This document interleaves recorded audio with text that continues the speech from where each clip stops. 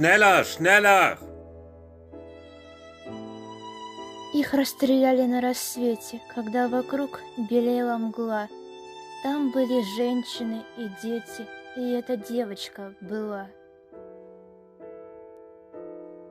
Сперва велели всем раздеться, потом ко рву всем стать спиной. Но вдруг раздался голос детский, наивный, тихий и живой.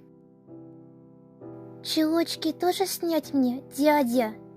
Не упрекая, не грозя, смотрели словно в душу глядя трехлетней девочки глаза. Чулочки тоже.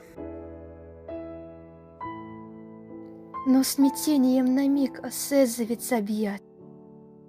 Рука сама собой в мгновение вдруг опускает автомат.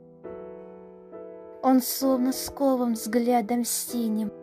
Проснулась в ужасе душа. Нет, он застрелить ее не может. Но он дал очередь спеша.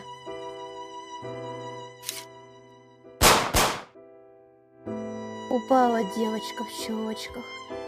Снять не успела, не смогла. Солдат! Солдат!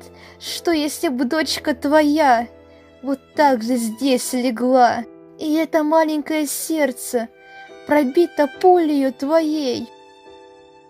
Ты человек, не просто немец, но ты ведь зверь среди людей.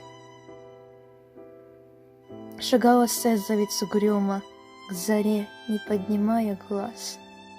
Впервые, может, эта дума в мозгу отравленном зажглась. И всюду взгляд светился синий, и всюду слышалось опять, и не забудется поныне.